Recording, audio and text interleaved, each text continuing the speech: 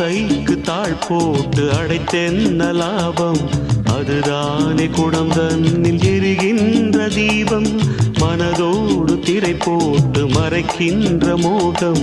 மழை நீரை பொழியாமல் இருக்கின்ற மேகம். சிலருக்கு சில நேரம் துணிச்சல்கள் பிறக்காது. துணிச்சல்கள் பிறக்காமல் கதவுகள் திறக்காது. காட்டாத காதல் எல்லாம் மீட்டாத வீணையை போல். ஓ